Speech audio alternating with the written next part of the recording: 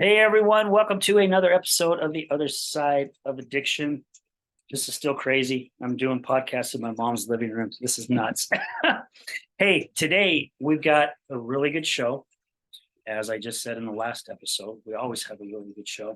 Today we're going to be talking about no human power. And I was going to give you guys a little bit of tidbit here to let you know what we meant by that. However, just gonna have to watch the whole damn show just to figure it out. Don't want to give it away. So I am very grateful, and it is an absolute honor to have my friend Cap joining me today. So Cap, thank you so much. Thank you, sir. Second time you've been on the show. Yeah. My guest earlier on the earlier show, third time on the show. Alright. Yeah. And it seems like our conversations get more powerful Yeah, every single time, right? that's good. So for those of you that don't know this, Cap and I, we actually work together. And there are some days, I don't know, there must be something in the air, Cap, because there are some days we get in some really serious conversation about life, Yeah. higher power, spiritual stuff, being on the other side of addiction, Yeah. being in long-term recovery. I mean, it's like we hit so many different things. And, you know, I just want to say thank you. Thank you. See, I'm already getting emotional for it. Thank you for helping me with things, right? Because I know you're someone that I can come and talk to because you've lived it. Yes. I can ask you questions, and I know you don't take defense of it. Yeah. And you don't put up your wall. Yeah. And you're like, okay, this is how I see it, right? And Yeah. it's because you've lived it, you walked it. You've been in long-term recovery now, you're helping other individuals. So now it's almost like you are now on the other side, right? Even though you're still in long-term recovery, Yeah. you're on that other side. So thank you Absolutely. for everything that you talked to me about and helped me, because it's, especially with what's going on in my life right now, it has flipping helped me so much. And I have to say the guy above is definitely giving me that strength, but also you're giving me the knowledge down here to use both of these to kind of help keep me in line, so I'm not going off to a stray like where I used to go. Yeah. Because I don't want to go down that path ever again.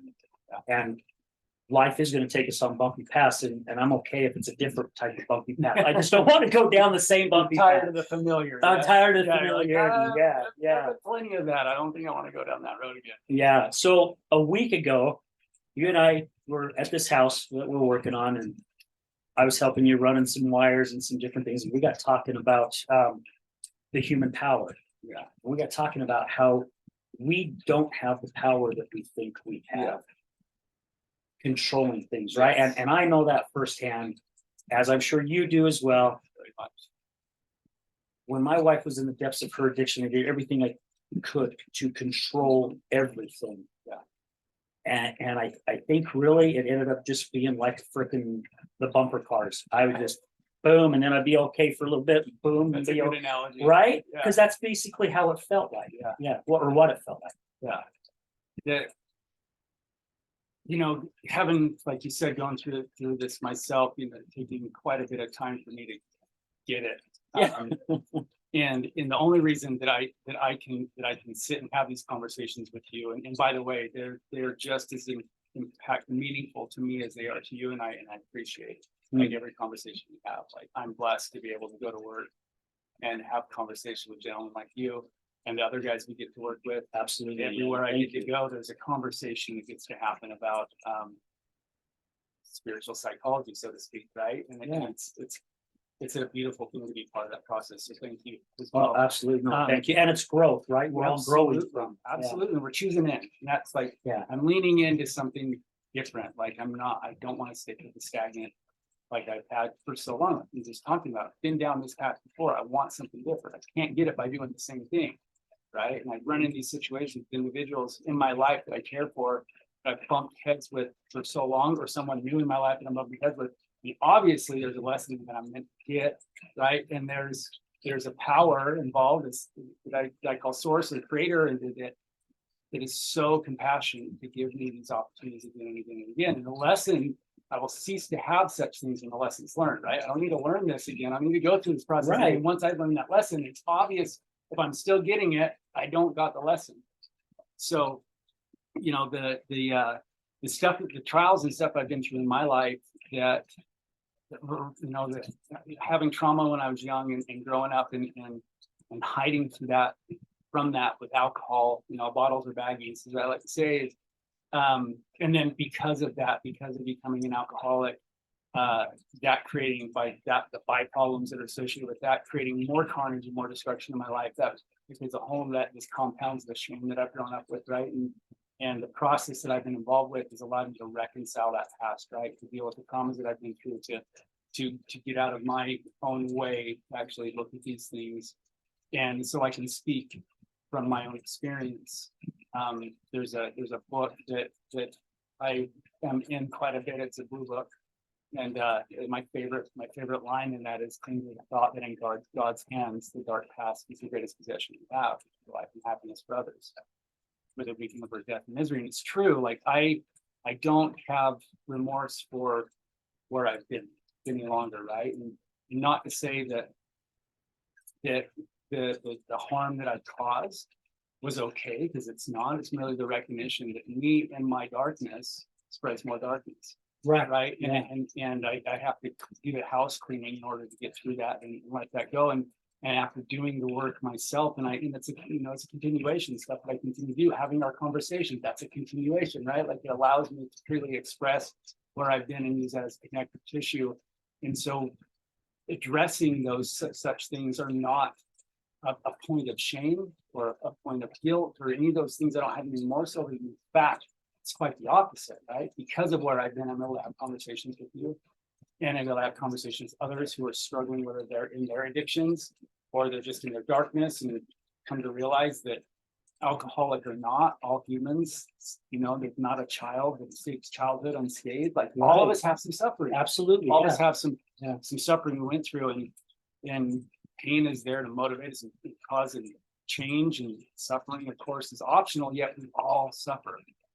We all suffer, and knowing that means that whether somebody's an addict or not, I can relate with them.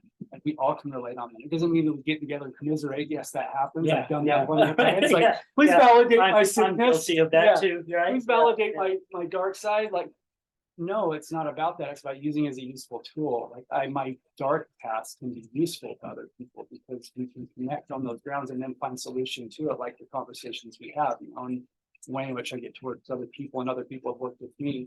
This is how we continue on. And to me, that's God's work. Yeah. Right. To me, this connected, meaningful relationship that we get to have. And I'm again blessed that I get to have these on a daily basis. They allow me to do the work of light, and through that I can use my darkness as a means to connect to somebody else who may not quite be there yet, or who is there, and we do this together, you know. And it's a bigger process. So it's nice to be able to have these conversations like we do, because they do just as much for me as I know they're doing for the other person. Yeah, absolutely. You know, and with you even talking about the darkness when you first said it, I don't know what movie it was. I don't remember movies very well, where a villain is taken over the earth and the darkness is coming, and you see the distance and you just see the dark cloud coming across, right, taking away the light. Yeah. And basically it's what all of us have experienced at one time or another. And how you were talking about, I can't remember now how you just put it, but that darkness literally is a blessing. It can be, right? If you go back and look at it, like what you said earlier, look at the lesson behind it. Yes. Right?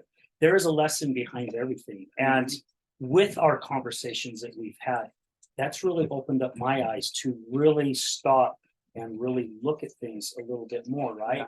I'm going to allow myself to feel whatever emotions I'm going through, because that's why I have these emotions. That's why God gave them to me. However,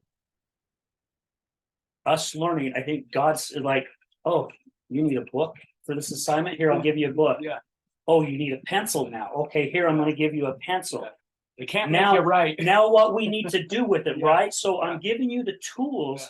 So here you go, you know, listen what the lesson is going to be. And yes, we went through it in school. If we didn't get it, we went through it again. If we didn't Yes. get it, we went Yes. through it again. Absolutely. Life is the exact same Oh, way. yeah, for And I am sure. a firm believer of that now, Yeah. after what I've We're- gone through and Without a doubt. hearing what others have gone through, right? Yeah, So, there's a, yeah, I'm a firm believer that we are only defeated by our darkness when we deny it.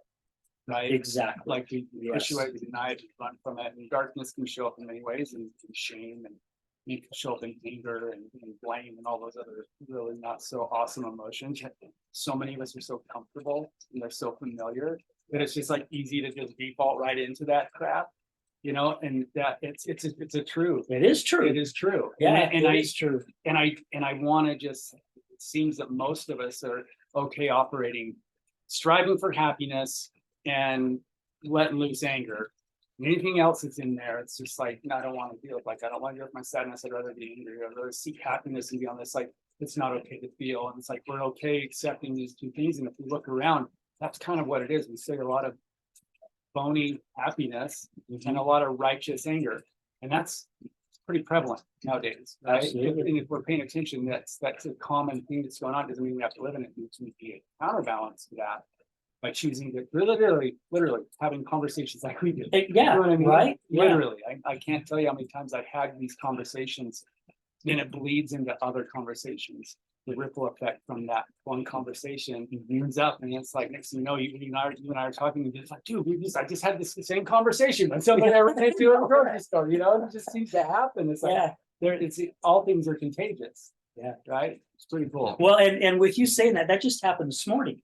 Yeah. So I had a show here with my lovely friend Diane, third time on the show, as I mentioned. And we were discussing some pretty serious stuff about addiction, and she's on the other side. Her husband's battled alcoholism for quite some time. And then right after that, I had a phone call. And that one wasn't really so much, but then my next phone call was with this lady out of Alberta, Canada. And we get on we do go on a Zoom call and we just start talking. The conversation led exactly about the conversation I had with Diane, and I'm just going, okay, this isn't a coincidence, right? Yeah. And we started, and I told her, I says, and she was talking about how she manifests everything in her life, right? Yeah. And I says, well, I guess I just manifested this because we just talked about it. She goes, are you serious? I'm like, no, I'm dead serious. We just talked about this subject on the show earlier, and how would she know that's what we being talked about, right? in the flow of cooperation. Right? Like, Yeah. there's obviously some energy directed that way that you're in, that she's in. Yeah, Gravity, you know. pulling us in. Yeah. And like I love how you put, when we're in darkness, we just continue to create more darkness. Yeah. Now, even when we're in the light, we can create some Yes. darkness because again, Yes. it's part of our lessons. Yeah. However, I think we have a little bit more control over it once we recognize it, and we can allow it to come in, and then we can allow it to leave. Yeah, but we'll never be able to control it by attempting to control outwardly, right? Right. It's always in here. It's the only way that we have that control, because all other control is just illusion. Like with that darkness, like it's out there. Like you don't need to look too far to notice it. Yet I want to distract myself with the outer dark, like another, like look at that guy. Like look at that, my spouse, my coworkers, whatever it is, right? Point the finger outwards instead of looking up where mine is, because everything I'm experiencing is just a reflection of what's going on here, and it's right. It's the ripple effect in all directions. Yeah, it's either like a landslide or a ripple. Like Yeah. Well, you ever creative. you throw a pebble in the water, you got your one little centerpiece, but it goes out in a complete circle. Right. You never know what type of impact that's going to Yeah.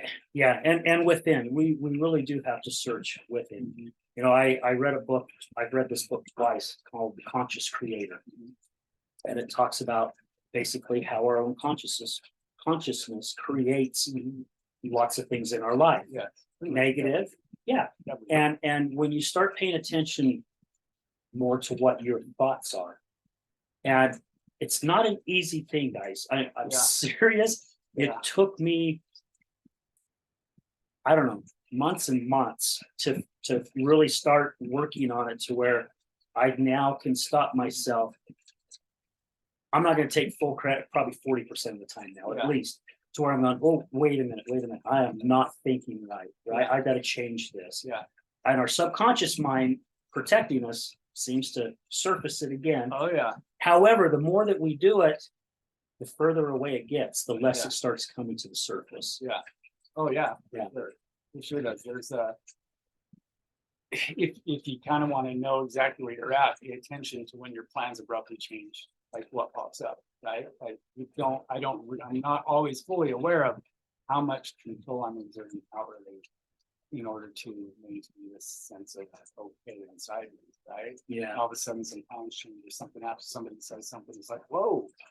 Like, I mean, today I'm in a space where I'm like, okay, let's you're still around, like you're really still here. Okay, all right. I guess there's still work to do. Like it's there. It's going to be there. And that's below the surface or blind spots, like I like to call them, the blind spots, this stuff in the subconscious, which is basically just lifelong conditioning, right? Absolutely, yeah. That lifelong conditioning is so influential on the results we're getting. Like, I want to know where I'm at. I look at what's going on around me on a daily, consistent basis, right? Like, that is where I'm at. And I came to this realization, and it came up again for me, the realization for a second time, in traffic one day about a year ago. And I was driving, and I kind of just realized, I'm like, I've been cut off in traffic for a long time. Like, I haven't been irritated in traffic, right? I haven't really truly been like honestly angry at anyone,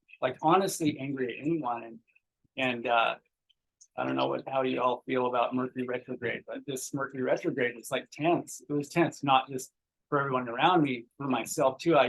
I'm kind of aware of what's going on. It just seemed like egos are a little bit louder than usual. Anyways, I was driving last week, and I was like, there's some intensity inside me. There was some intensity inside me, and the realization occurred is like, so I'm in traffic, I'm driving, I'm going somewhere, I'm not in a rush. Yet I had this recognition. I'm like, I remember a time when this would just floor me. That I would just be so irritated and so anxious and just so bottled up and ready just to pop, just because I'm sitting in traffic.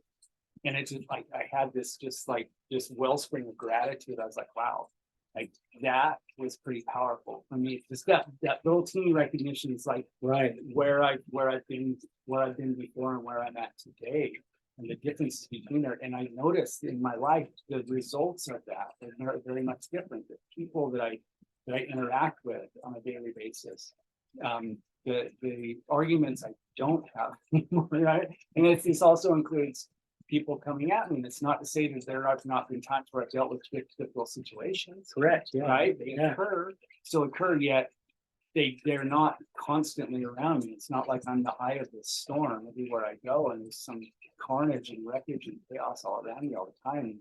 And that's a result of altering, like raising that vibration inside the subconscious, like bringing those blind spots to the surface, and like being willing to be accountable to them and look at them in a constructive way, not in a shameful way or a belittling way, or like what they like. I really think that one of the first biggest thing we can do is deny where we're at, right?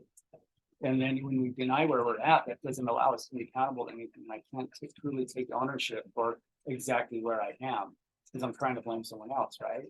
And if I'm accountable to where I'm at and what's mine, then I don't have to blame. I can actually I have all the power to change that with some help. Yeah. Right. Yeah. With some help. And that right there, I'm not dependent on another human power outside me. I'm not dependent on something else being the determining factor for my circumstances and my condition. My circumstances and condition are one thing. There's one thing together. Right? They're not separate things in which I can point to someone else or to you or to a girlfriend or to a parent or a child or whatever and say, you're the reason why, right? Because when I'm in that, I'm at mercy to the entire world. I'm at mercy constantly to the entire world, and I really truly am powerless. And yet that's not where I'm powerless truly, is in that. You know what I mean? Like that choice that I have each moment to go to the focal point, the focus that lens I can look through. I'm entirely empowered to do what I will with that. And that's just my willingness and what I'm going to choose to do. Everything else outside of me, all the people in it, and the traffic and all that, powerless over. There's a lot of freedom that comes Yeah. from that, right? I'm Correct, yeah. I'm powerless over the situation. There's freedom that comes from that instead of trying to control it. Because what I'm really trying to do when I'm controlling something outside of me or attempting to control something outside of me is change how I feel. Right. And that no matter what it is out there will never suffice. No. It's never enough. It's never enough because it might just be like, oh, cool, I got green lights all the way home. I feel great. Right. And then I hit that one red light at the very end. I'm just like, I'm just like ready to freak it. It goes back to the wisdom to know the difference. Yes, Right? absolutely. The wisdom to know the Yes. difference, what it is, Yeah. because I choose not to watch the news. I see what I see at the Sure. gym, because they've got, I don't know, 4 or 5 news stations up at the gym, when Yeah. I'm doing cardio, because when I'm working out, I don't ever watch it. I just So- really, I always said, like, are they trying to get people like revved up? I don't know, man, is it? Because I've thought the same thing, I mean, why are Why they, the news on? why is it all the news, I mean, hell, Uh, I'd rather have soap operas up there, but that's still kind of like drama, right? Yeah. So, Yeah. yeah, it's when you take that equation out of your life, it does help so much. And it's crazy that you talked about the traffic. And seriously, it is, because I was just thinking that a couple days ago. I get one of my biggest things is people's driving. Yeah. Just irritates the living crap out of me, right? And I remember a month ago or so, I was telling myself, why am I getting so irritated? I mean, what makes me think I'm a better driver than them? What's your and you need to do the change Right? anyways. What is And it? I can't choose. And someone, I watched someone even today, I had to go somewhere between shows, and this guy could flying and zipping in between 2 of us. Now, the old man would be like, that son of a, Yeah. and what the hell's his problem? And I'm like, gosh, I hope no one's hurt. Yeah. Maybe he's rushing home because his kid got hurt, or his wife's hurt, or her husband, or whatever it could be, because I don't know. Plus, I can't control the situation. So I might as well carry on with what I'm doing, not pay attention to it. And then it goes back to that duck in the pond. Yeah. And I've said this before at shows with listeners. If you ever go to the park and you watch a mallard go attack another mallard, they're over there and they're flacking around, and you'll see one of them fly off, hit the water, come to a smooth little sailing, get up, flap its wings, quack, and then it just goes off like nothing ever happened. It just released all that frustration. The duck with the human brain. Yeah, it just released, and it went off like nothing happened. Yeah. However, Humans don't. humans, No. man, we'll like, oh hell, I'm adding some more gas to this sucker. I'm gonna make this big. And it's Right? interesting too, because when we do that, like we'll leave the one duck that if we get to the point and we don't shake it up. We're sitting there like that a-hole. Can't believe you did it. And by the time we're done with it, we're like, man, I suck. I should have done this. And like, oh my gosh, I'm a piece of like that. It goes from attack all the way into self-deprecation. Like if we pay attention, it does that every single time. Yeah. Every single time. We don't let it go. So, No, you're 100% right. Because back when I had my anger issues, I went through that cycle, right? Yeah. Whether I got in a fight or whether I put my fist through a wall or a door 15, 20 times, so useful. right? Or I kicked something, or I threw something, or I end up hurting someone that and then I go back and now I'm feeling like a complete butthole. Yes. Where I'm going, man, I bet that looked real silly. Someone, Or scary. or scary, Or right? scary. So Right, yeah, well. you're 100%. I never thought of that really until you said that. It's wild that we do that, because think about the dynamic of it, right? Like we are in this fight because we're blaming this person for whatever reaction. And a lot of times this is like deep condition type stuff, right? Like you didn't just like all of a sudden decide one day that you're gonna have anger problems, right? Or issues with your anger. If you turn into a rage monster, it wasn't like you were 13 years old and you're like, I want to be just like Dr. Banner and freak the out, Yeah, right. turn into Green. Hulk and just smash everything. No, we don't Yeah. ever do it. All of a sudden we arrive in a space and we like out this, and then the outside world is telling us you get to do something about this. If you don't change, there are consequences. That's kind of how things work. It's your world is this mirror that tells us. But we didn't just all of a sudden decide to do this. When we arrive in these spaces, and very unconsciously, and we don't feel great about them. Like I can't. I can't really pinpoint the exact time when I rang that bell at alcoholism, right? Can't pinpoint. I can take a pretty good guess. I want to say it was my mid-20s, mid to later 20s.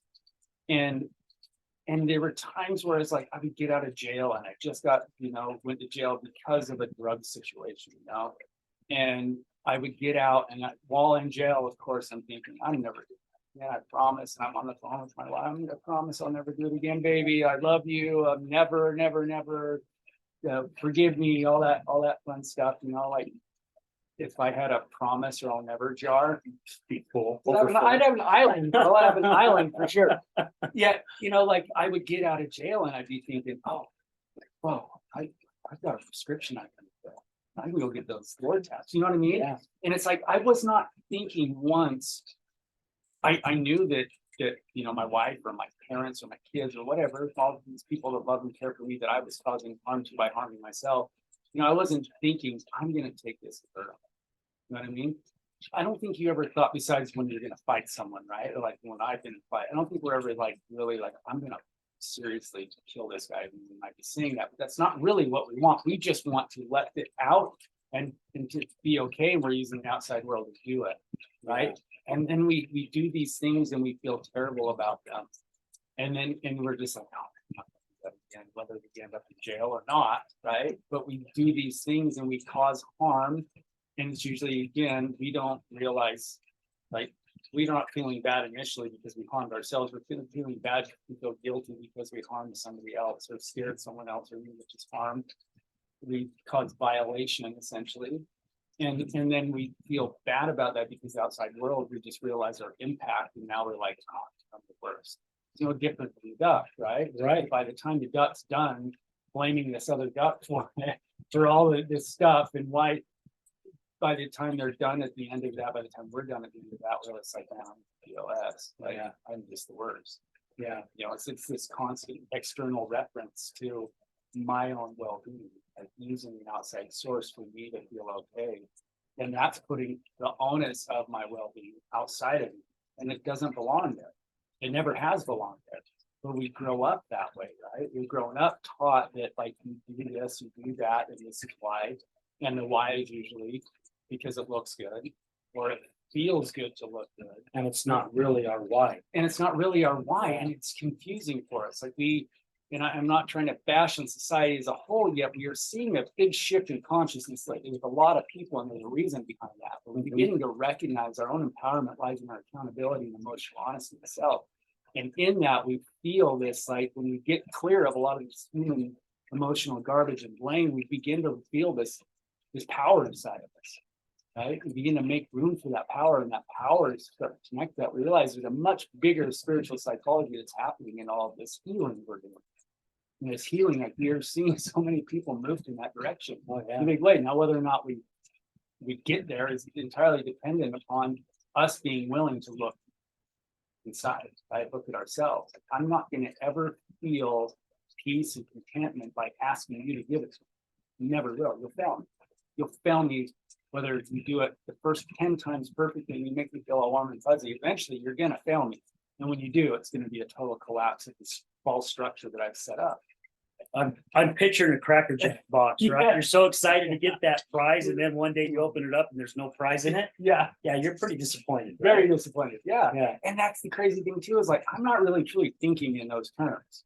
Like Al is the reason why I'm going to be okay. Like if Al just treated me this way, I might be thinking, if you would just notice me, I might think that, right? Yeah. Or if he just cared about finding time with me, I might think in those terms. But I'm not thinking in terms of my emotional security is dependent upon Al.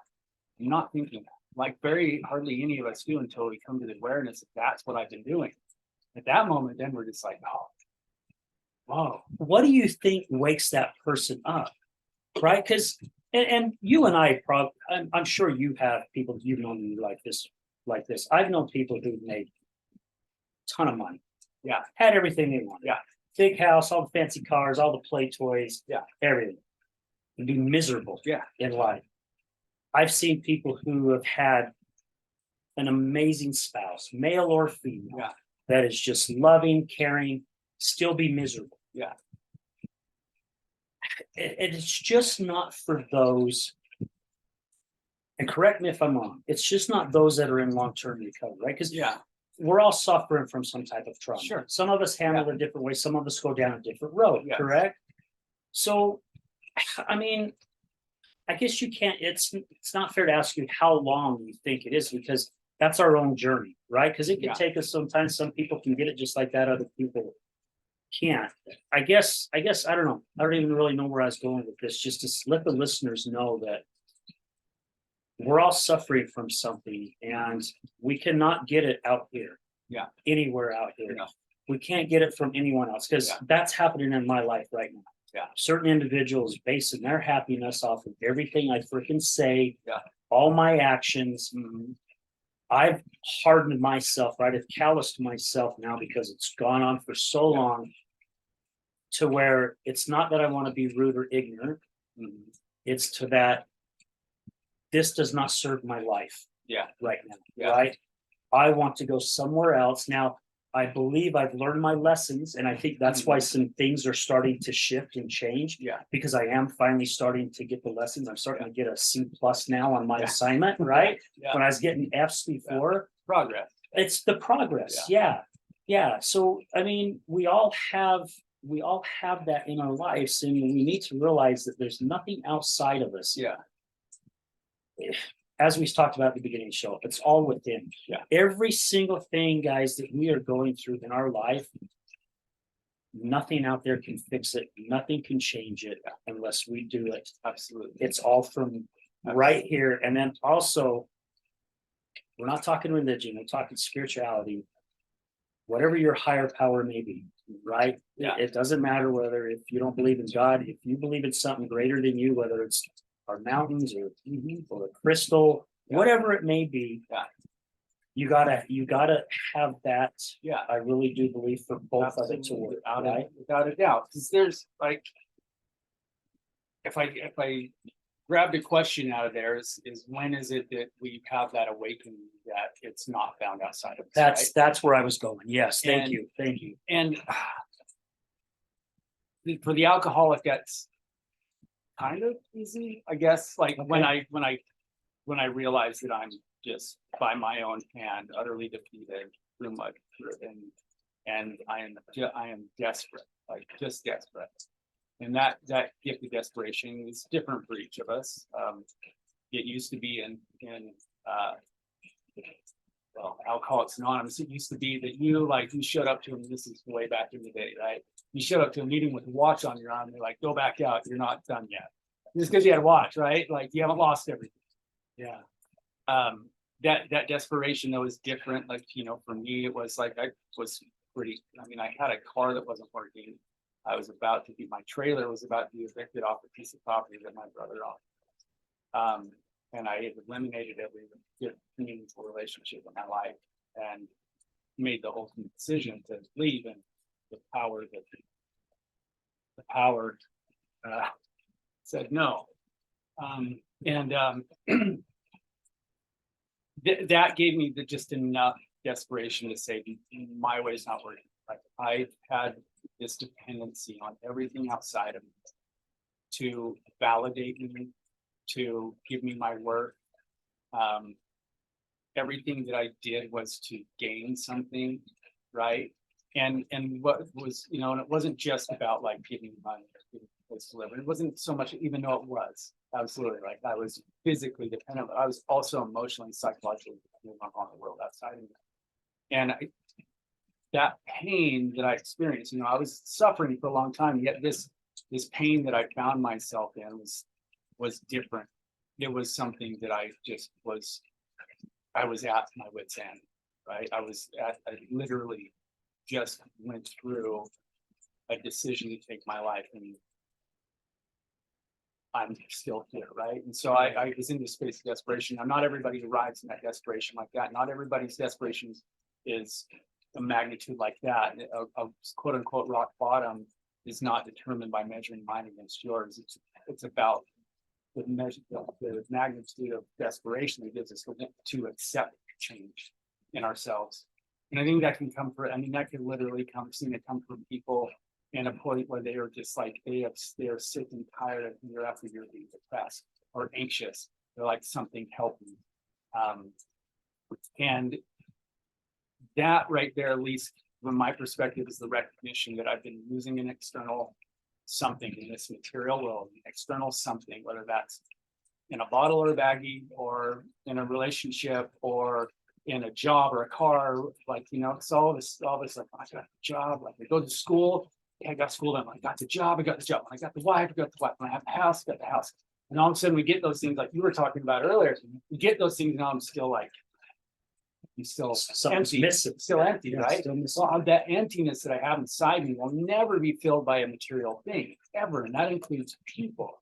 Now, that's not eliminating meaningful relationships. Meaningful relationships don't have dependency, like there's not a dependency of my well-being on you showing up. It's a shared experience, right? We show up with what we have and we share together, instead of me coming over here and saying, I need you to do this, so I feel that, and there's vice versa. Like, that's a transactional relationship. Yeah, This don't work. right. Yeah, It it is. They do fall, and that's part of the reasons why we find ourselves in traps. We have those, like, many relationships are formed on those, and some people just find the right combination of codependency that meshes just right, and they're married for 60 whatever years. It's okay. Most of us, though, at some point in our lives, figure out, wow, I'm not happy. I don't have happiness. I'm either depressed, or I'm anxious, or I'm an alcoholic, or I'm whatever the case may be. There's something that I mean, long before the external world starts to tell me these things, I'm already feeling these things. I just don't know what to do about it. It's usually something that occurs for most of us, not always. Sometimes it shows up and just is like, wow, I am just not content with where I'm at. And that issues this willingness to do something different, to change something, to seek something that's bigger and greater than any material thing on this planet, including another person, right? And again, we're not excluding meaningful relationships. We're really saying that those relationships will never be the thing, right? The car will never be the thing. The money, zeros in the bank account, followed by a number, will never be the thing, right? Like, that will never fulfill me the way something greater than myself will. And those things that I have been seeking will fail me every single time because they're not powerful. No, it's like going into the addiction, right? Mhm. You're always chasing that same Yes. first high. Yeah, And it doesn't come, but you're always chasing it, Yeah. right? Because I know that first feeling that I got with my first line of cocaine. It's like, holy crap, I never got that it same. never feeling. seems to work the same. way No, that the I mean, first- I still was okay. Yeah. However, it still wasn't that same one. Yeah, You know, and I think it is with us looking for other things to make us happy. yeah. Like you said, it's not going to happen. No, and that bring it. I was just thinking when you mentioned that first high, right, or that the first time we make love, or the first time when we got married, or the first or third or whatever. Right. Like, we have these experiences that are brand new, they're fresh, and they bring us this sense of contentment that we have in our lives since we've got it. And the ego is extremely effective at wanting. Having is not enough, right? Yeah. Like, it's like having this only lasts for so long until we want more. And we constantly living in this space of trying to get back to something. Like, we're like spinning our wheels in the opposite direction to get back, but there's no return ever, right? There's no return to ever once what was, and that includes the versions of ourselves. Yeah. All things are becoming. We Yeah. just tend to seek a space of equilibrium and stopping change. And that in itself creates a whole dynamic of not working, right? And its own desperation, not desperation, but its own suffering that we get stuck in. I think for all humans, we must arrive in a space where there's a recognition that I will never find it by seeking it in this material world, right? It's not something out here. You're never going to be something out here, no matter what I do. And if I'm going to be honest and objectionable, if I'm going to be objective with myself and honest, I can look at the evidence that's piled up around me. I've probably got quite a few relationships that have been burned for whatever reasons, or I've got job after job after job, or I've got, bankruptcies and working on another one, or I've this is my fifth rehab, or you know what I mean, whatever it is, we probably have evidence in our lives. Maybe some of us need this really small evidence, but there's evidence that says as much, that the outside world will never get me what I need in order for me to be content, truly content. That is truly only by reconciling of myself through a higher power, right? Through something that's greater than all things. And whatever that is, like you were talking about earlier, it doesn't really matter what that is, as long as it's bigger than human. Yeah, exactly. Right? As long as it's bigger than human. I mean, if you want to go down the rabbit hole of science, like there's a lot of quantum physicists that are recognizing there's this power. They once called it ether, and now they call it the 0-point field. And there's all these different names, even scientific names for this field. And it's there's something there, you know, that they can't quite quantify. They can't quite put their finger on it with physical detection, but it's there. It's governing all things behind the scenes, so to speak. Yeah. That every single atom and subatomic particle in everything that exists in the material world has a charge to it. Where does that come from? You know what I mean? We can say that's God, we can, whatever it is, but it's something that, you know, that I don't even know how many atoms there are in this physical world universe, but I know that if you take all the matter in this physical universe and squinch it down, it's about this big. It's about that big, right? Everything else is just space. So the point I'm getting at is there is something bigger, and it doesn't matter what that is, whether you're going to go to a Buddhist monastery, whether you're going to believe in Jesus or Krishna. It doesn't matter what it is. The group, a lot of people have a group that they rely on that is bigger than themselves, but something bigger than ourselves is it doesn't allow for a dependency, right? So I can get dependent on a religion. I can get dependent on other people. I can get dependent on a substance. I can get dependent on all sorts of different types of things. Will never truly give me what I need to cause that change inside me. And I'm going to do so at destruction, right? Destruction's end. That's where I'll arrive, if not great harm to others at the same time, because me personally, I'm an alcoholic. When I go down, I take people with me. Like you throw that net out there and gather them all, right? Well, it's just like I joke that I'm a retired arsonist. You know? Like I burn stuff down. A lot of people, whether they're just too close to the flame, they get burned, right? Yeah.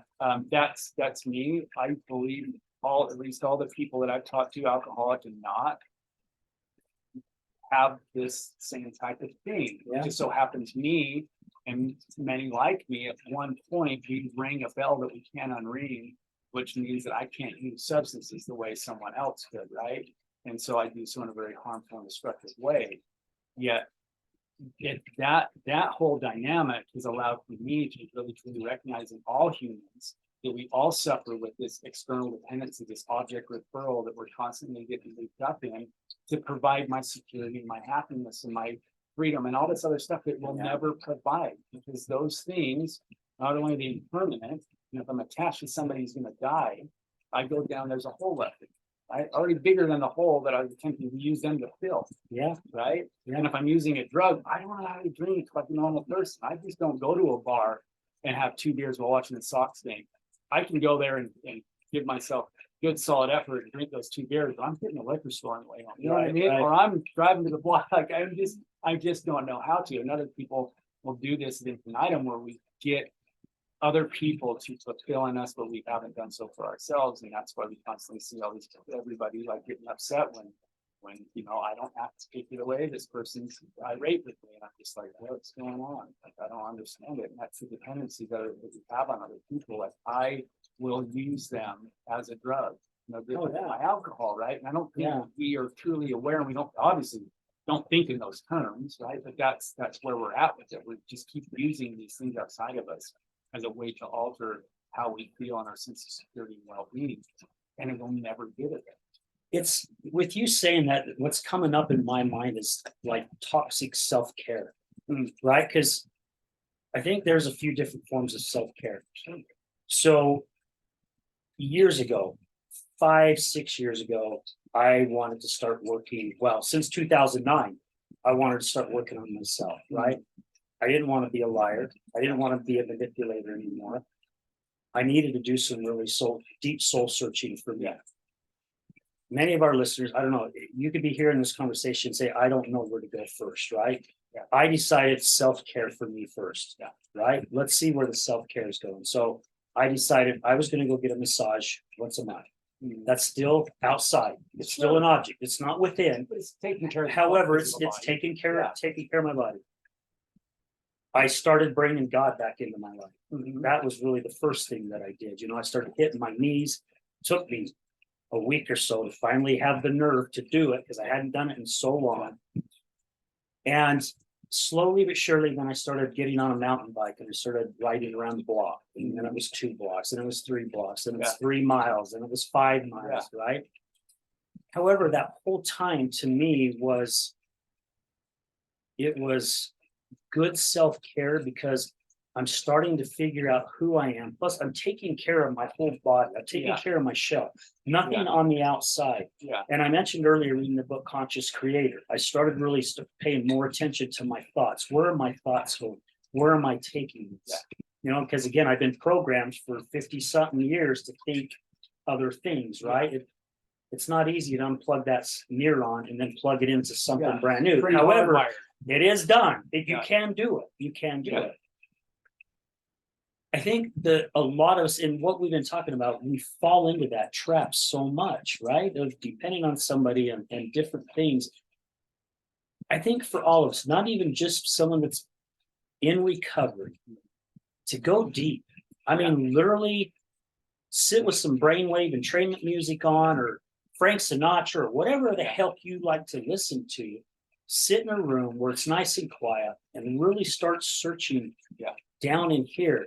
If you don't get answers, it's okay. Do it again. Because I guarantee you things will start surfacing. I mean, it will. They'll start surfacing and you'll start seeing some things. And I think that's a huge start for anybody that's suffering with, whether again it's recovery or not. Because I've had to do that with my wife's addiction, right? I really had to step back.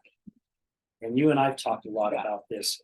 Which direction do I want to go? Because I started dipping my foot down that rabbit hole again. And I'm like, no. I'm not doing this again. Because I know if I allow one foot to go in, the rest of me is going to go in shortly after. I had to rechange my thoughts and how I'm looking at things and not chasing the negative crap, which I have been so used to doing all my life. So it takes work. And you've worked your ass off to get to where you're at.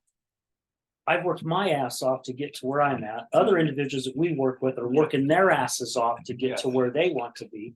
However, it's not, I'm done. One and done. Right? There is no cure for that. It's not at the end of the book after chapter 15, you're done. Because there is a 16, a 17, and 18, 19, 20, 21. I mean, the chapters keep going.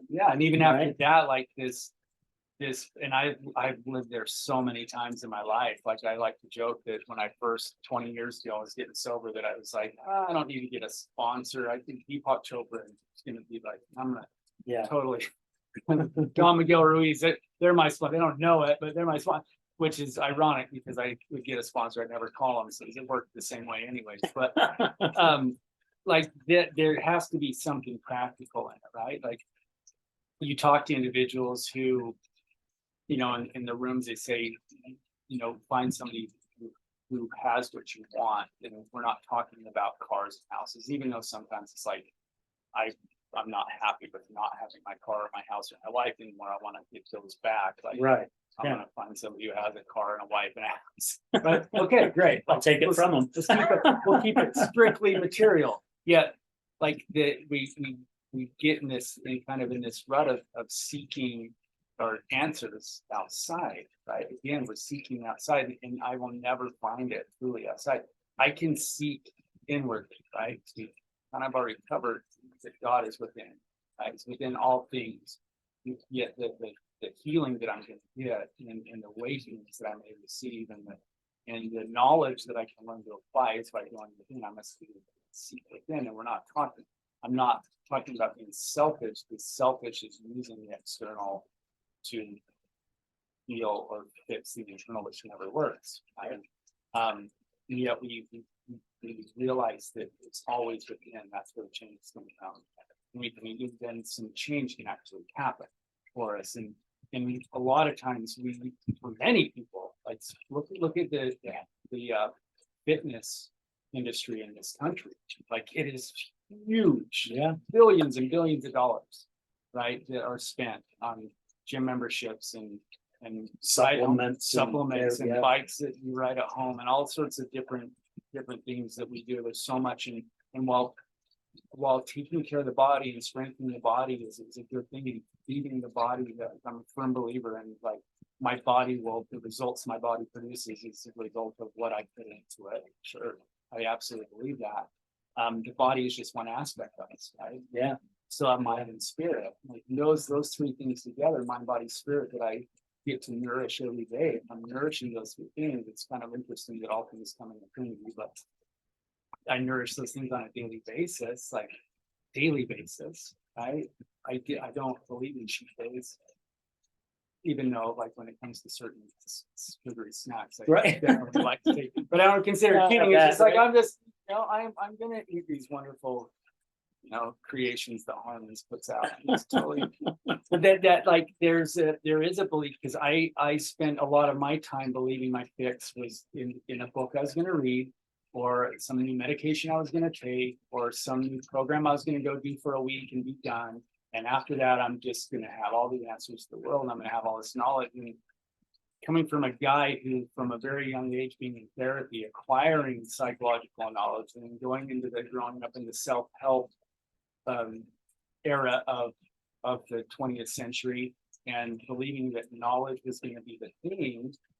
While it's knowledge is that knowledge is fantastic. It's beautiful to have such things. If I don't have a way to practice it, Right. to make it practical, it's not going to be worth anything. Like, that just makes me a fountain of knowledge that I can spit stuff out. And a lot of people are like, oh wow, that's cool. Like, tell me more. That, that's of course feeding my ego, and I'm using them. Yeah. That cycle, Yeah. that internal looking and seeking only validation from within for myself, and actually making things practical on a daily basis. Like, if I get some new awareness about myself, it's like, if I become aware that I've just been operating in this space of, like, requiring everybody to smile at me when I show up to work, and when I don't, then I'm getting irritated. And I'm not thinking in these terms, but it's like that kind of show up that way. Like, we show up at work, and not everybody's like, hey, what's up, Joe? And then it's all of a sudden like, what's wrong with me? Well, I'm using that, even though I'm not driving to work thinking, and everybody better smile at me. We're not thinking like this. It's like the condition, and that's a beautiful thing, because that type of stuff comes up. It's like, oh, there's my work. That's where my work's at, right? But that seeking within it, and learning different ways that we get to train our mind, body, and soul is one way that we practice self-care, right? Yeah. I realize that my emotions all my emotions is my body's response to my mind, right? My mind is going to be altered by the way that I connect spiritually, right? So, like, these things all work in concert together. I eat a bunch of garbage. My mind's not really, because my process was all foggy, right? And I'm probably the last thing I'm really thinking about is, praying or meditating or anything like that. I'm going to be starting to find an external fix to bring my energy levels up, because I spent all day eating garbage yesterday. Like, all three of these things are fit. Yeah. And I have to live. If I want the result of contentment, I have to live in that space. Now, I don't have to treat it or anything. I don't think there's really something we have to do while we're here. Yet, if my objective is to be content, there are things that I must do. Like, I must do. I can't depend upon you for them. Like, you're not. My biceps are not going to get bigger by you going to the gym for me, right?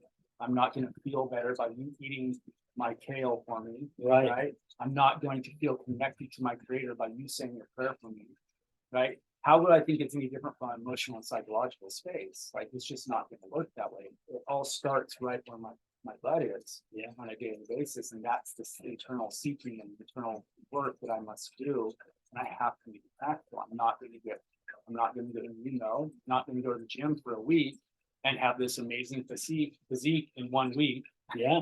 After how many years of whatever condition we're in, right? We're not going to get the results in that short amount of time and expect it to last a lifetime. These are continual things that we do on a daily basis. in order to maintain that. There's this.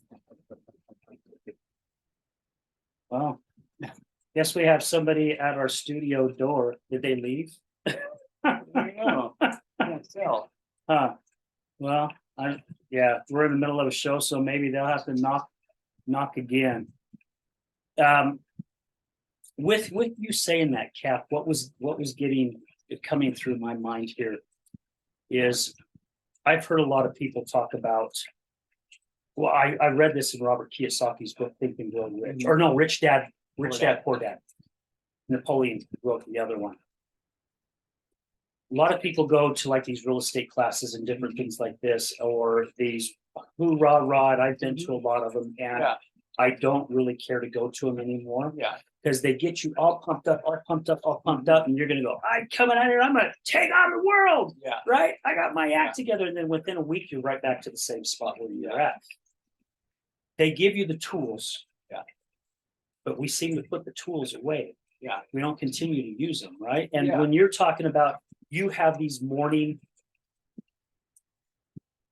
could you say mantras, or these? It's a practice. A practice that you do, and I have my morning things that I practice. Yeah. It changes things. Yeah. Seriously, it changes things. And I started out only doing like 5 minutes. Yeah. Then I ended up going to 10 minutes, right? And then it was 15 minutes. And again, if we're not practicing these things, nothing's going to change, right? Because we as society, we want stuff now. Yes, we do. Right? Yeah. I want that car and I'm going to get it freaking right now. Yeah. I don't care what I got to do. Before as you walk away after you got your new car, you're paying 15% interest. The car payment's higher than what you were supposed to, but by golly, you got your freaking car. And also full of resentment. And full of resentment, right? Because now you're going, oh, I wish I wouldn't have done this, right? It's like want, have. Oh, shit. Want. Yeah, I right. just want this loan to be gone. Right. Yeah. So going through these practices, I mean, helps us so much. And again, I have to say thank you to the recovery community, because even though I started reading books and started kind of going down that journey, it wasn't until 2.5 years ago, getting in the recovery community, where my light bulb started going off, right? And I started realizing that's what they mean. Yeah. To taking those steps. And again, it goes back to what we've talked about almost the whole show, is getting here within and realizing where you want to go. Because Cap and I, we remodel homes. If we didn't have half the tools that we had, we wouldn't be remodeling homes very well, right? No, and we use those tools. And we use those tools. We use those tools. Yeah. So when you go to these seminars and they give you tools, use them, right? Because if not, and you don't use them, you just wasted your money, right? And it's same with learning who you are within, paying attention to your mind. Yeah, read the books. Take what you've gotten, take what little information you can grab from it, add it into your life. Start working. You know, and recovery is that same way, right? They start giving you, whether it's the AA or different other type of recoveries, they all give you these certain tools. As long as you're using the tools, you have a pretty good chance of succeeding. However, if they give you the tools and you go, I need to write something, I'm not going to use a pen. All right. I don't know what I'm going to do now, right? I mean, and I'm seeing that in my life right now with a certain individual. Right? I want all this happiness. But no, I'm not going to call anybody. No, I'm not going to do this. No, I'm not going to do that. No, I'm not going to change me to feel happy. I'm going to expect the world to change. Yeah. Which, I mean, we can be changed and altered by things and still that business of mercy. And, you know, the recovery community, one thing it does effectively well is teaches accountability, right? It teaches me that, like, I am the one who is responsible and accountable for how I feel, what I think, what I say, and what I do. Me, a lot of times they talk about this hula hoop, right? Everything inside this hula hoop, which are my thoughts, words, and actions, mine. Like, I'm accountable to that. Everything, again, if I'm trying to use something outside of me, I'm probably living in my addictive behavior. And they teach that really well. And there's ways in which we do that. And this just to touch on the real estate seminars and these other seminars and get people really pumped up and it's here's this and you can use this and practice it and like you said a week later it's kind of like it taps into our desire when we go to something like that, taps into what we really want because it's telling this thing is telling us we can have what we want. That's why we get so stoked. We get so stoked on it, and yet the tools are not congruent or they do not mirror our belief system in ourselves, our life. They don't mirror it. And if that belief system isn't there, then we're probably not likely to pick those tools up. And talking about steps and process and stuff like that in the recovery community, one of the reasons it's very effective, and this also goes into like my morning practice, your morning practice, is that I am conditioned for one particular way. I'm familiar with it, and even if it feels shitty, I'll be sitting in it because I'm familiar. It's familiar, right? This does not feel different. This feels like normal. So I will sit in this shit. I'll sit in my soiled diaper for a while, right? And so but the result of us sitting in our crap is a lot of terrible results in our lives that we don't want to experience. And that's usually why we find ourselves sitting in a 12-step meeting, is that we don't want things we don't want what we have. I mean, I can't tell you how many times I got sober, not because I wanted to be sober, but because I wanted my circumstances not to be different, not knowing that the cause and the condition and the circumstances were all the same thing. Right? But the 12-step community, in recovery community, really teaches one, you have a design for life that's probably very much in contrast to the design for life that I was attempting to use. And so, and I got a book and I can read through this book and I understand what the words mean and I'm pretty literate and my comprehension is really good. So I can go through and read all the words and know what the words mean. I don't need to look them up in the dictionary and write and yet I don't know how to practice it. I don't know how to practice. And even as I'm reading this book, I'm just like, oh, that's a bunch of BS. I'm not like a 1939 stockbroker. This book's stupid, right? And this is again touching on the belief part of it, right? Like in the morning practice type stuff, the doing the steps, the processes type starts to alter. And the same thing with believing in the power of healing ourselves begins to alter our beliefs, and our beliefs begin to change. And when I begin to do these things, like wake up, I meditate, I pray, I contact with other people, stay in touch with people who are like-minded, and I call my counsel, and I stay connected with those like-minded people that are carrying the same type of energy, momentum in the same direction. It's big, it's huge, right? And I do these things on a daily basis. My beliefs start to change a little bit. They start to begin to alter, and I won't pick up a drill if I don't believe I can use it. If I believe I'm going to drill through my hand, I'm probably not very likely to drill a hole, right? Or use a skill saw. I'm probably but I give a little practice with some guidance from someone, right? Or maybe even an instruction manual with some guidance, probably smart. I'm going to be able to make that cut, and I'm going to get better at it each time I do it. Before you know it, my beliefs turn into a knowing. I don't need to believe that I can do this. I know I can do it. I've done it, right? It's maintenance. I've done this maintenance. I've done this practice every single day. And there's no difference when it comes to the things that I do each day, every single morning. That feeds my spiritual, that maintains my spiritual condition, right? And that shows up in the way that I connect with other people now too. I didn't realize it at first, and realize it over a year or two's time, walking into a convenience store and saying, asking how are you, and then asking how is your day, and really meaning it. Not only was something that impacted the person I'm asking it to, but also like over time, it's like, you're a really nice person, man. Yeah, right. Oh, okay, all right. Like I never thought that I'd walk in the convenience store and the cashier saying, I really appreciate you saying when you come in.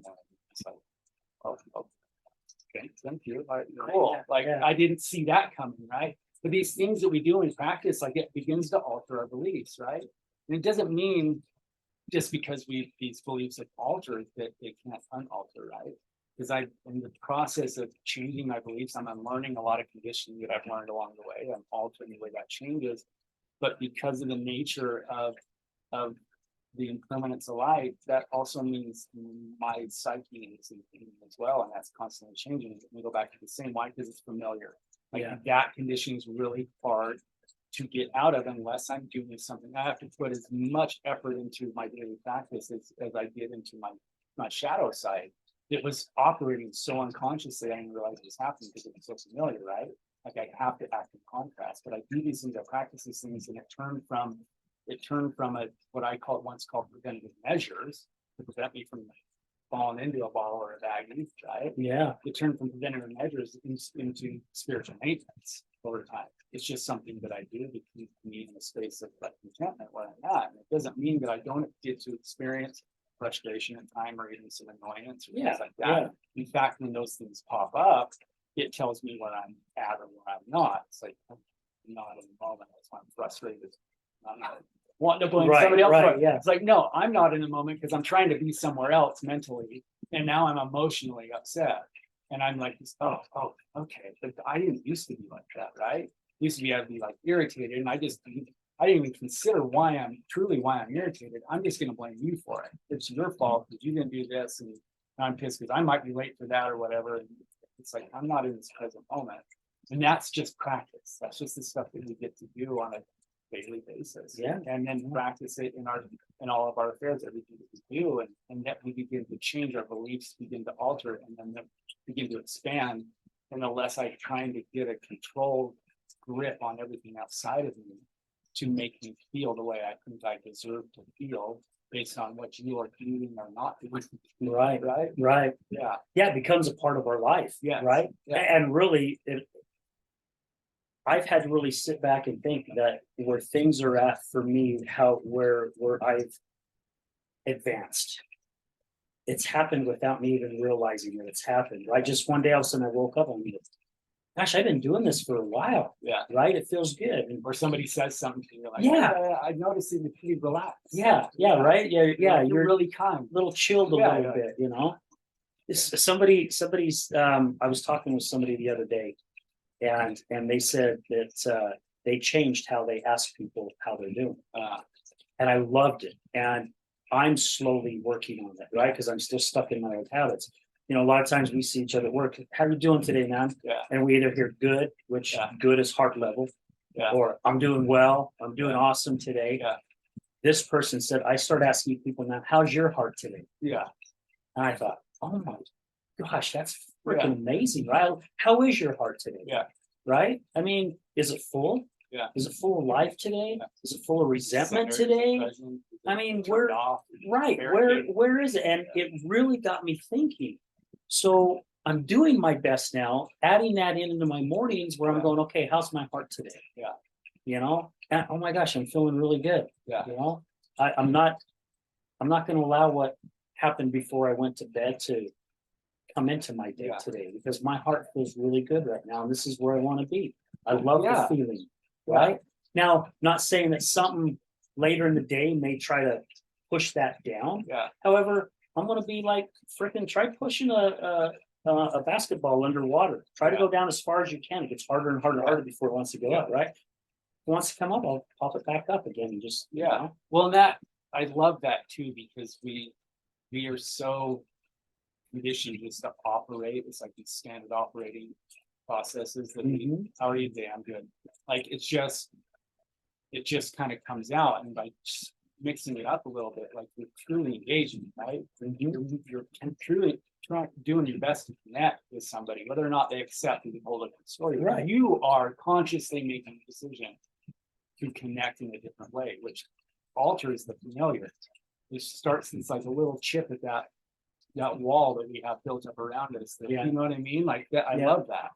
Yeah, I thought it was pretty cool. Yeah, because well, when I went on my hike last week, I asked that person I was hiking with, I asked him, how are you today? She said, oh, well, you know, it's the first time that we really met each other in person, other than just talking on Facebook. And I said, oh, well, wait a minute. How's your heart today? Yeah. And she sat, she goes, oh my gosh, I've never been asked that question. And she's thinking about it, and she's like, you know, it's pretty full today. And I'm like, awesome, right? It was really cool to see the reaction. Yeah. So, gosh, I know we've been talking on this for quite a while. I haven't even looked at the clock to see what time it is. I know we've been through it about an hour. We've touched some base on really the whole show on within, and I think that was very important to do today. And I believe that's why we stayed on that subject, because it can help everyone. look deeper within. We touched a little bit about also spirituality, right? And again, whatever it is for our listeners, for me, it's God. Someone told me, well, actually, I heard that someone didn't believe in God, but they talked to their goldfish. Hey, something that can swim underwater and breathe. Awesome. Well, it's something I can turn something over to where I can surrender. Yeah. Right. Yeah. And that it really does touch on belief a little bit. And it really does just come down to that belief in there's something bigger than me, right? There's something more to this, because the material world by itself, we can get pretty dark, like looking at it, because there's a lot of beautiful things in this world. You can call that the light side of life, and there's a lot of hurt and suffering in this world, right? Yeah. And the belief that there's something like I truly don't believe that I would be able to feel like I'm part of a process that's a force for good if I didn't have the backing of something greater than me. I don't really do, because what am I a force for good? What is that good? What really is that I'm working with, right? Is it just being a nice person? Okay, like I've worked a lot of time in my life and to just be a nice person, but usually to get something back. Right. Yeah. Usually to get something back. And so I have to believe that there's whatever that plan is, if you want to call it a plan, whatever that intent and purpose is, whatever, it doesn't matter. There's something there that I get to do. And for me, I believe I'm definitely here to heal and help others do the same. Why would I need to do that? Like there's something tells me inside of me that there's deep meaning and purpose in that, and able to have that connection in my life. And another thing is I've just had way too many coincidences, right? Way too many. Are there such thing as coincidences? There are not. I just say that because it's like, okay, how in the heck did I just have a conversation with my head about somebody and now they're calling me that I haven't talked to them? Right. Or how is it that I just had this gut instinct to call a person when they're like, dude, I need help, out of the blue? Or how is it that I walked away from that car accident with my head still attached? There's so many different things. But even just the thinking, and I'm, not even in the world in which we live, you talk about on the phone showing it to you, but just thinking things, and all of a sudden I'm seeing it. It's like, oh, okay. There's something that I'm tapped into. Good, bad, or indifferent, whatever it is that the energy that I'm putting out, the frequency I'm putting out, resonating with. It's like, and it seems to come, and I've witnessed this in my life. So these coincidences are not so much coincidences, because they are just the resonating energies of this life, and the way in which my life has been for the most of my life, even as a child, was, I'm not saying I had a terrible childhood, right? All of it. I had some major traumatic events happen in my life, and then I chose into use and partying and social life very, very young, 15 years old, and then going through my 20s and 30s and even into my 40s, creating in an attempt to not feel that and to hide from it, creating more of it. Just trying to hide from it and bury it, allowed it to spring up and splatter all over myself and everybody that was in proximity to me. And so my experience, I've done a lot of harm, and I've been a force for bad most of my life, is another way you can look at it. I haven't done great things. In some measures of what society says is and is not. Sure, there's some awesome things that I've done. Sure, there's not been so much. Going to jail is not awesome in society's mind. There's other accomplishments that I've had where it's like, oh, okay, that's a pretty cool thing. Yet I have this inside of me, no matter what type of confidence somebody gives me, most of my life, I have this belief that I'm no good.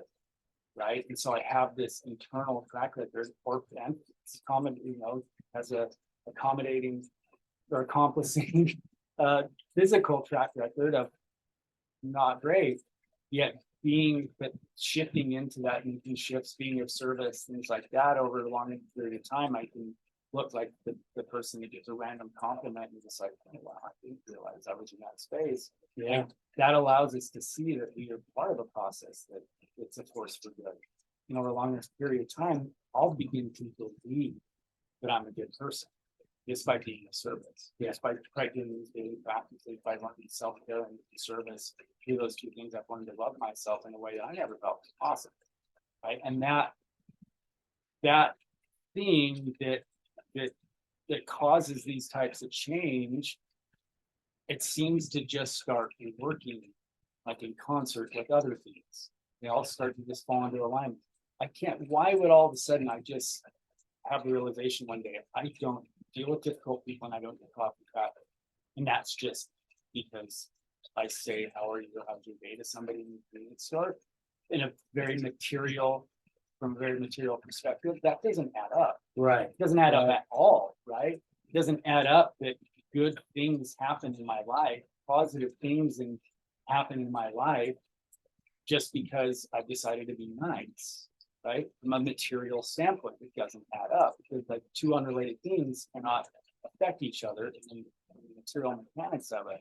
Yeah, they see it just happen. So that right there tells me there's something connecting those threads. Dark energy, dark matter, whatever you want to call it. I call it God. Yeah, right. It's the universe that shows up in this way. There's universal mechanics that are there that are the unseen, what I call the potential, actual tangibles of life. Like that right there, it all works in concert together. Yeah. Yeah, absolutely. And things are still going to happen in your life, Sure. right? And it doesn't mean that you're thinking bad things. Because again, that's just part of life. Things are going to happen. And again, I think it's God handing us another assignment. Absolutely. Right here. Okay. You've been doing really well, but I'm going to throw a stick in your spokes. Here's another assignment. Right. And so, yes, you can do your best to think of positive things all flipping day long. And you can bring in all this cool stuff.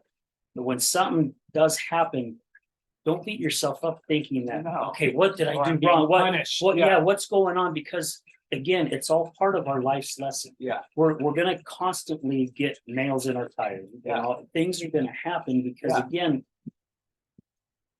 I'm seeing it finally in my life. Those are my lessons, right? Okay. Here it is.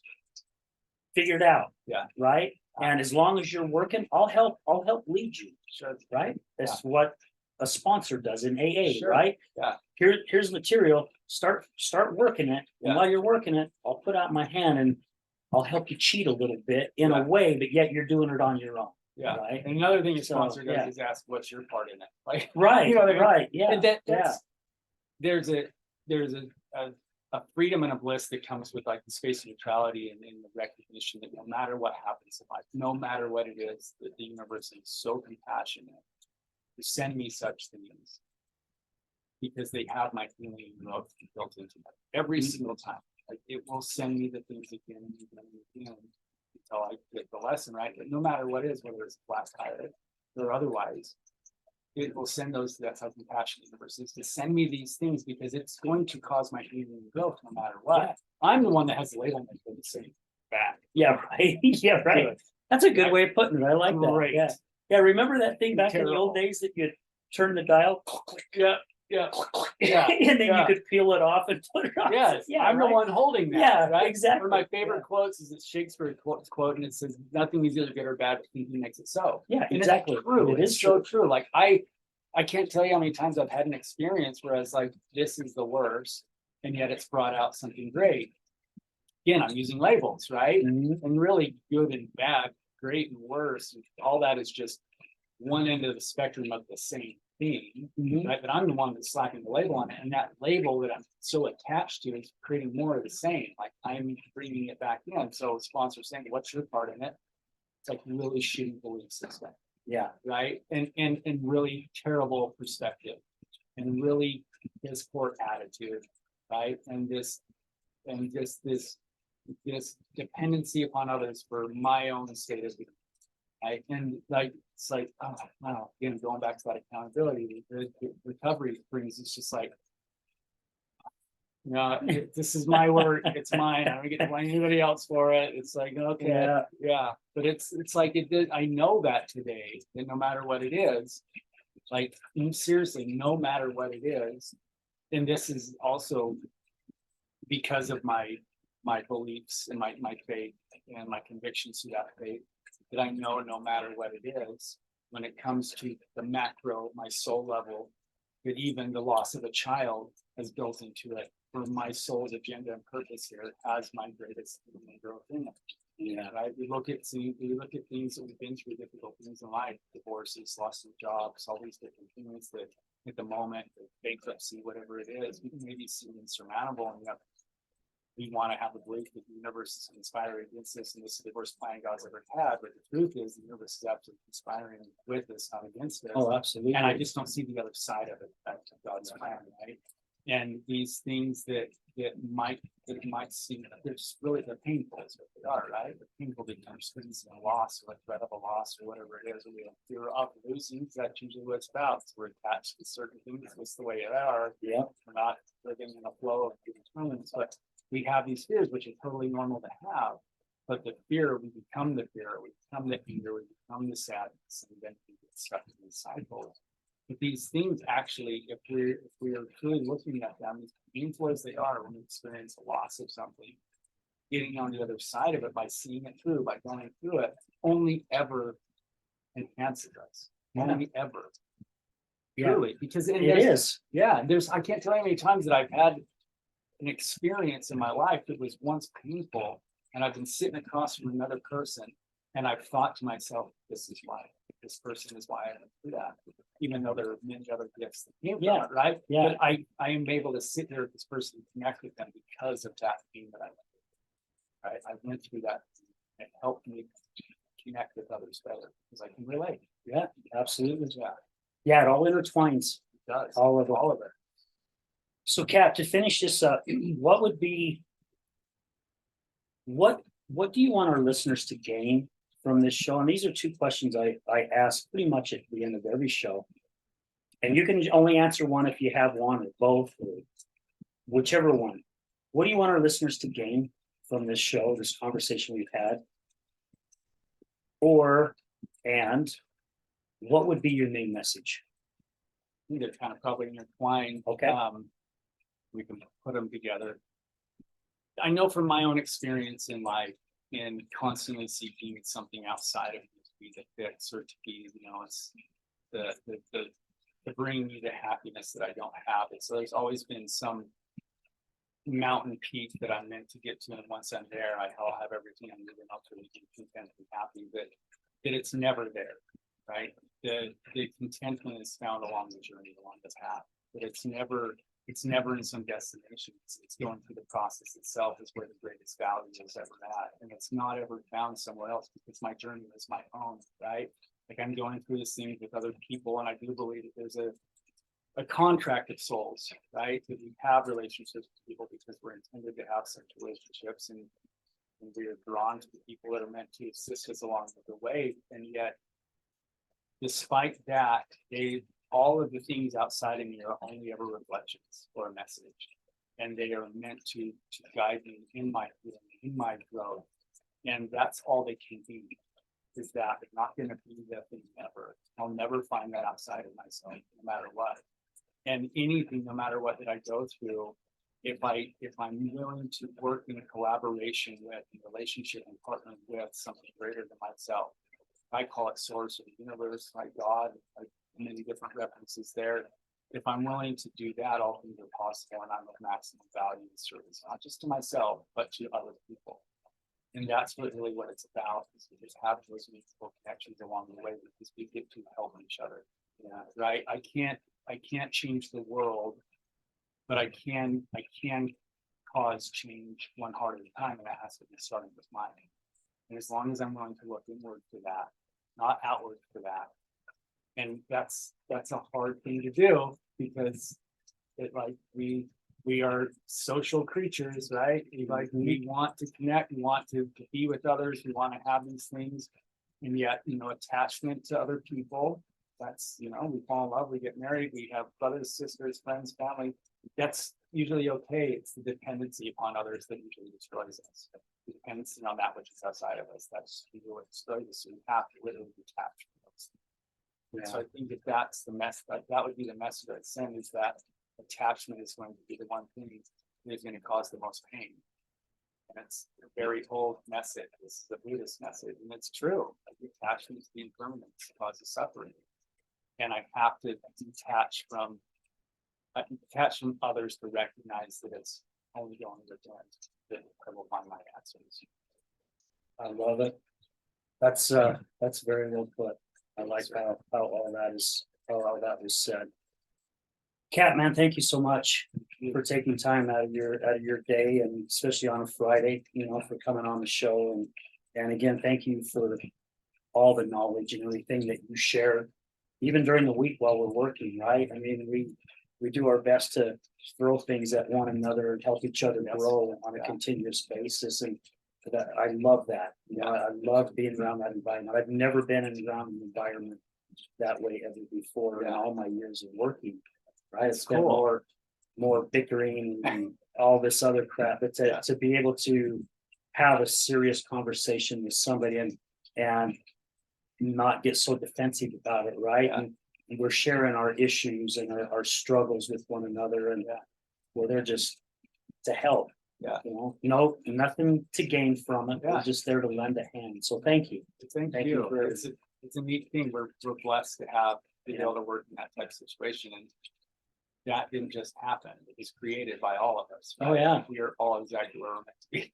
Well, gosh, I mean, 3 years ago, if someone said I'd be working with you guys, I mean, I started out knowing you guys because I did a concrete job for you. Yeah, and I was smoking crack and heroin. Right, you were in your addiction at the time. Yeah. Now here we are. We're working together, and who would have ever thought, right? Yeah, crazy. Again, no coincidence. Nope, there are none. No coincidence at all. Well, guys, thank you again to all our listeners, all our sponsors, our guests. Thank you to everyone, guys. As I say at the end of every show, none of this would be possible if it wasn't for you. You guys are the ones that are really helping this grow. And I'm hoping here in the near future, a lot of things are changing as far as the show goes and different things. It's just stuff that's working on, and I'm just letting it take its course. I'm not pushing like the old me would do. I'd be, oh hell no, you're not shutting that door. I'm gonna get my ram and I'm gonna punch my way through it. I'm just taking my time, and eventually everything will open up. Guys, again, mark your calendars for Saturday, October 7th. Healing Utah Success Summit at the Miller Free Enterprise in Sandy from 1 to 6. Come out and be inspired. Guys, we are working hard to fill the place. All of us are working hard on our talks so we can make sure that you leave there inspired, having a conversation. We'll open it up again at the end for you guys to ask questions. Please show up and do it. You can get your tickets at rueschrecovery.com. That's RUESCH recovery.com. Tickets are not expensive. They're only $34 each. Also, hey, there's a mascot bowl that's going to be happening out at the Zion Spake Stadium out there in Harriman next Thursday, the 21st. Tickets are only $5. We're going to be out there. The Other Side of Addiction is going to be out there, and take your family out there to the mascot bowl. It's going to be pretty cool. It's all the mascots around the valley are going to be out there seeing who can win the trophy. So it'll be pretty good. But guys, thank you again for everything. I love y'all. And remember, addiction is giving up everything for one thing, and recovery is giving one thing for everything. We're out.